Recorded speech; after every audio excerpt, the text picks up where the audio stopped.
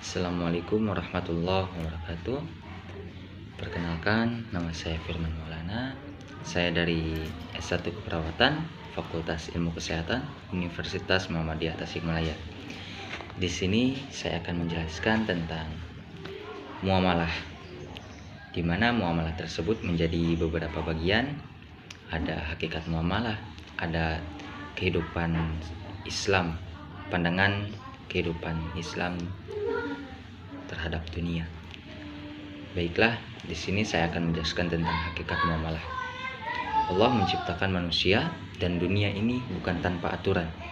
Ada hukum-hukum yang harus dipatuhi dalam menjalani setiap aktivitas di dunia ini, mulai dari bangun tidur sampai tidur lagi. Hukum-hukum Allah dalam muamalah pada hakikatnya adalah untuk kemaslahatan kita dan menghilangkan segala kemudaratan. Kemudian ada pandangan Islam tentang kehidupan dunia.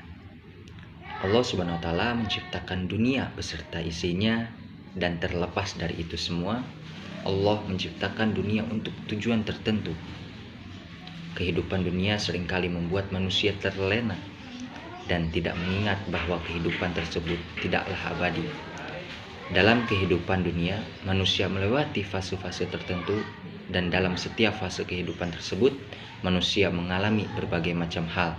Manusia sendiri tidak bisa mengatur apakah dirinya akan lahir di dunia dan di mana aja ia akan dilahirkan. Semuanya sudah diatur oleh Allah Subhanahu wa taala. Suka ataupun tidak, setiap yang terlahir di dunia harus menjalani kehidupan, benar-benar mengerti apakah sebenarnya dunia dan bagaimana pandangan Islam tentang dunia. Untuk mengetahuinya dengan lebih jelas, saya mempunyai menurut Islam. Yang pertama, hakikat dunia dalam Islam, kemudian tipu daya dunia, kemudian keutamaan akhirat dibandingkan dunia. Yang keempat, balasan bagi mereka yang mementingkan dunia. Kemudian ada berlomba-lomba dalam kebaikan. Kemudian ada makna spiritual tentang kejayaan hidup. Pengertian spiritual Islam secara etimologi, kata spirit berasal dari kata Latin spiritus, yang diantaranya berarti roh, jiwa, sukma, kesadaran diri, wujud tak berbadan, nafas hidup, nyawa hidup. Dalam perkembangan selanjutnya, kata spirit diartikan secara lebih halus lagi. Para filosof mengonotasikan spirit dengan satu kekuatan yang menganimasi dan memberi energi pada osmos. Yang kedua, kesadaran yang berkaitan dengan kemampuan, keinginan, dan integritas. Kemudian yang ketiga, makhluk imaterial. Kemudian wujud ideal, akal pikiran, intelektualitas, kemudian rasionalitas, moralitas, kesucian atau keahlian.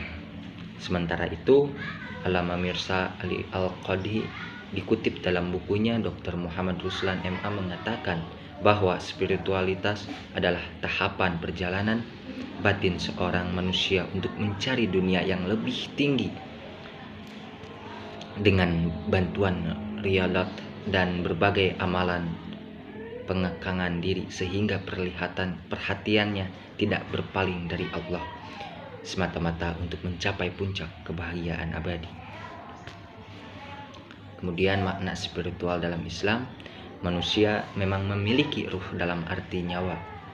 Namun pada faktanya dalam diri manusia tidak ada dua unsur pembentuk yang menarik manusia kepada dua kecenderungan yang berbeda, yakni unsur jasad menarik ke arah pemenuhan kepentingan dunia, dan unsur jiwa atau roh yang menarik kepada pemenuhan kepentingan ukhrawi atau moral dan ritual. Kenyataannya, semua perbuatan manusia dipengaruhi oleh dorongan kebutuhan-kebutuhan fisik, al-hajatul udwiyah, dan naluriyah, al-gharaij. Kebutuhan fisik contohnya adalah kebutuhan untuk makan, minum, buang air, buang hajat, dan tidur. Sedangkan kebutuhan naluri contohnya adalah naluri untuk melestarikan jenis manusia.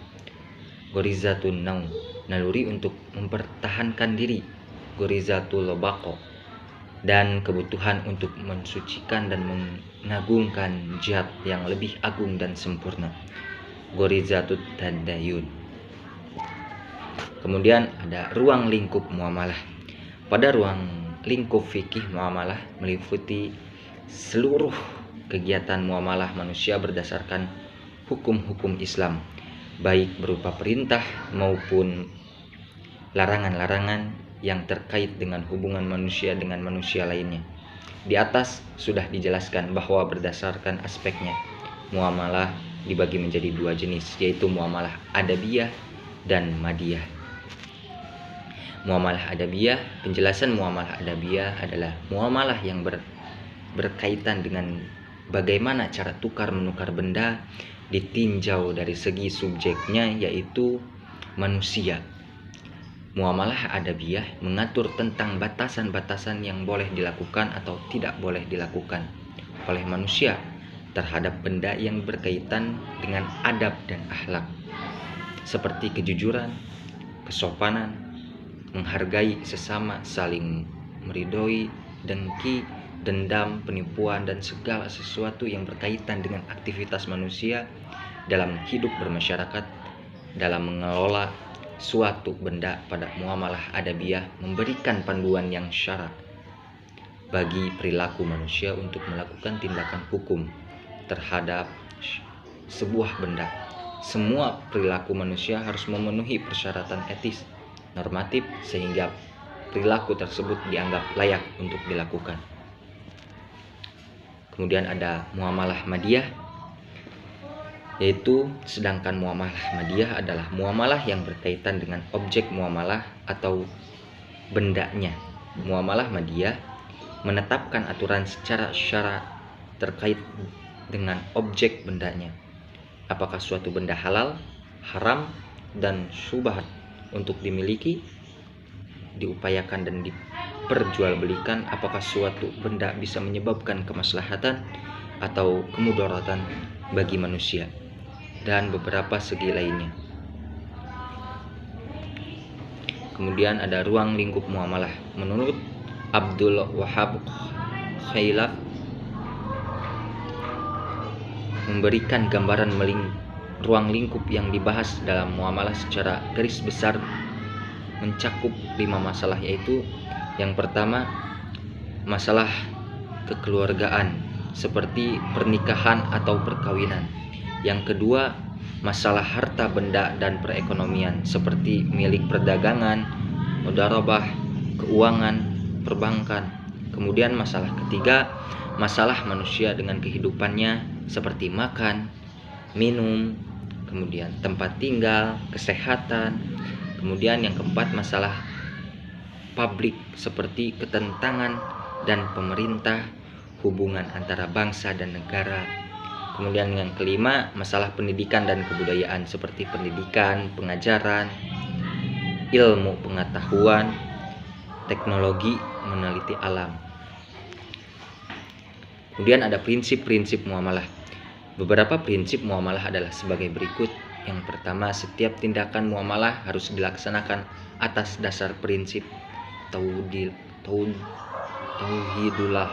yaitu nilai-nilai ketuhanan. Prinsip ini memiliki arti keseimbangan lahir dan batin serta dunia dan akhirat. Seluruh persoalan muamalah duniawiyah yang dilakukan harus mempertimbangkan persoalan ukhrawiyah. Setiap tindakan muamalah harus berdasar pada pertimbangan akhlakul karimah tentunya.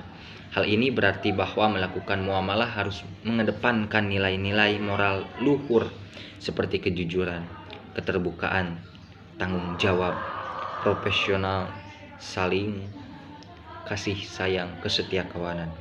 Setiap tindakan muamalah harus bertujuan untuk mewujudkan kemaslahatan bagi manusia. Dalam bermuamalah harus memperhatikan pemeliharaan, kemaslahatan untuk agama, jiwa, akal, keturunan, dan harta.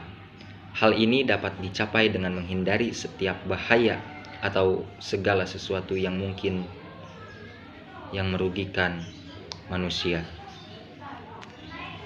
Kemudian akhlak bermuamalah. Nasihatilah diriku dikala aku sendiri. Jangan kau nasihati aku di tengah keramaian, karena nasihat di muka umum adalah bagian dari penghinaan yang tak suka aku mendengarnya. Jika engkau enggan dan tetap melanggar kata-kataku, maka jangan menyesal jika aku enggan menurutmu. Imam Syafi'i. Agama Islam adalah nasihat, yakni nasihat yang berkaitan mengenai kebenaran dan kesabaran, nasihat mengenai ketakwaan, nasihat mengenai amar ma'ruf nahi munkar, kemudian nasihat laksana telaga yang diminum airnya di tengah kehausan dalam pengembaraan. Kemudian akhlak pedagang yang perlu dijaga antara lain, jagalah kejujuran. Kemudian kita harus bersikap terbuka dan toleransi tentunya. Kemudian janganlah menipu dan bersikap curang. Terima kasih. Mungkin segitu dari saya. Mohon maaf jika ada kesalahan kata atau kalimat. Dicukupkan sekian. Wabillahi taufiq wal hidayah. Wassalamualaikum warahmatullahi wabarakatuh.